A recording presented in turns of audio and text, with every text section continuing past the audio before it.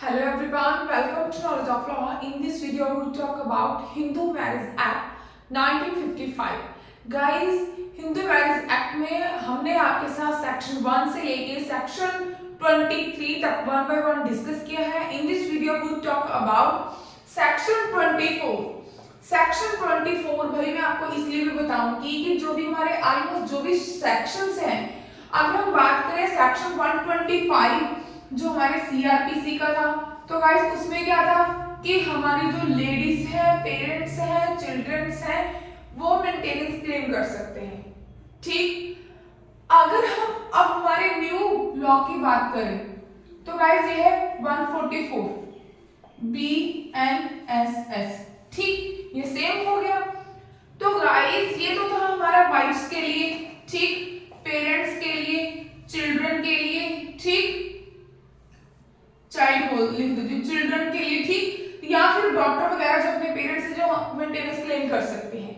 Section 125 था CrPC का and 144 है भाई बीएनएसएस का. ठीक, तो भाई हमारी वाइफ भी क्लेम कर सकती है, पेरेंट्स भी कर सकते हैं, चिल्ड्रन भी. बट क्या कोई ऐसा सेक्शन है जिसमें मेंटेनेंस क्लेम कर सकता है हस्बैंड? सही सुना आपने गाइस, क्या कोई ऐसा सेक्शन है जिसमें हस्बैंड भी क्लेम कर सकता है मेंटेनेंस? तो गाइस ये सेक्शन है हमारा section 24 of Hindu marriage act. Guys जो हिंदू मैरिज एक्ट है इसे बहुत अच्छे से बनाया गया है और इसमें ये भी प्रोविजन रखी गई है वाइफ के साथ साथ हस्बैंड को भी देखा गया है कि अगर हस्बैंड इतना कैपेबल नहीं है, अपना अच्छा अपने आप को मेंटेन नहीं कर पा रहा, तो अगर वाइफ अच्छा कमाती है, वाइफ के पास अच्छे इनकम सोर्सेज हैं, तो गाइस उसका राइट बनता है कि हस्बैंड को मेंटेनेंस दे. तो गाइस इज नो डाउट इस सेक्शन में दोनों की बात की गई है, हस्बैंड की एंड वाइफ की. तो ये वाला सेक्शन ऐसा है कि जिसमें हस्बैंड भी जो मेंटेनेंस क्लेम कर सकता है. तो section 24 maintenance pendant light and expenses of proceedings. Guys इसमें सबसे पहले हम देखते हैं, थोड़ा सा इसे समझ लेते हैं सेक्शन को. इसका मीनिंग यही है कि जो भी एक्सपेंसेस वगैरह होते हैं, जो भी खर्चे होते हैं, उसके लिए हस्बैंड एंड वाइफ दोनों, हस्बैंड एंड वाइफ दोनों पार्टी इसमें क्लेम कर सकती है इस वाले सेक्शंस में. ठीक, सेक्शन 24. तो गाइस इसमें यही है कि देखिए अगर हम पेंडेंट लाइट का मीनिंग देखें तो गाइस ये एक लैटिन टर्म है, ठीक, जिसका मीनिंग होता है पेंडिंग द सूट या फिर pending the litigation under the way. ठीक, कोई भी प्रोसीडिंग हो जो आपकी पेंडिंग है, जो आपका कोई सूट है, जो आपकी कोई प्रोसीडिंग है, लिटिगेशन है जो हमारे अंडर द लॉ पेंडिंग है. ठीक, तो गाइस इसमें क्या है कि कोई भी पार्टी क्लेम कर सकती है, मेंटेनेंस क्लेम कर सकती है, इधर पार्टी, चाहे वो हस्बैंड है चाहे वो वाइफ है, अगर उनके पास has no independent income source, जो भी इनकम सोर्स है वो सफिशिएंट नहीं है कि वो अपने आप को इंडिपेंडेंट, चाहे वो हस्बैंड है चाहे वो वाइफ है, कि अपने आप को सफिशिएंट, उनके पास इनकम सोर्स नहीं है कि अपने आप को मेंटेन कर सके.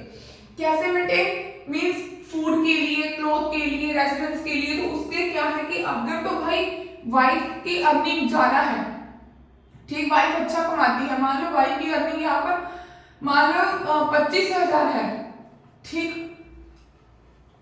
25,000 है, तो हस्बैंड यहाँ पर भाई क्या वो मान लो कैपेबल भी नहीं है, ठीक, डिसेबल्ड है, तो ये कितना कमाता है महीने का 5,000, वो भी फिक्स इनकम नहीं है. तो वाइफ की यहाँ पर फिक्स इनकम है. तो guys he has a right moving an application against her. ठीक, तो ये फिर कोर्ट ऑर्डर करेगी इसके ऊपर कि हाँ भाई आप इसे मेंटेनेंस दो. ठीक, ये मेंटेनेंस मांग सकते हैं दोनों पार्टी. तो गाइस इसमें यही चीज लिखी है सेक्शन 24 में. एक चीज आपको और बता दूं, जब भी हम चाहे हम 125 का था पहले, हमारा 125 था सीआरपीसी में, अब हो गया 144. जब भी हम कोई भी पत्नियां भी जो होती हैं, वाइफ जो होती हैं, वो अपने मेंटेनेंस के लिए क्लेम करती हैं, तो गाइस उसमें ये वाला जो होते हैं सेक्शन 144 एंड 125 जो थे, 125 तो पहले की बात थी, चलो 144 जो सेक्शन का मेंटेनेंस का, गाइस इसमें क्या होता है कि दो एप्लीकेशंस लगती हैं, एक 144 का, ठीक, मेंटेनेंस का, एंड एक साथ में लगती है इंटरिम. इंटरिम के लिए क्या होती है सेक्शन 24 की. सेक्शन 124 की एप्लीकेशन उसमें मूव होती है जब भी कोई भी सूट मेंटेनेंस के लिए फाइल किया जाता है। तो गाइस सबसे पहले जो कोर्ट होती है उसे सेक्शन 24 की एप्लीकेशन मींस इंटरम खर्चा लगाना होता है वाइफ को, चिल्ड्रन को, ठीक। तो उसमें वो जो खर्चा होता है इंटरम आपको लग जाता है, फाइन तो चलो बाद में होता है, ठीक।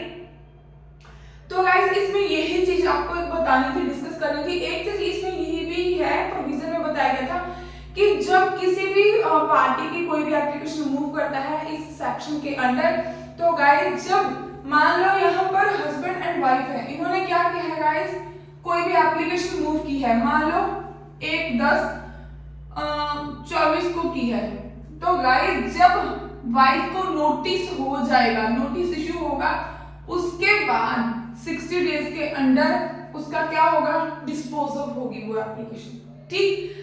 डजंट मीन कि ये जो 60 डेज वाली बात है गाइस ये बेयर एक्ट में लिखी है, क्योंकि इसका जो प्रैक्टिकल है वो थोड़ा सा डिफरेंट होता है, ठीक।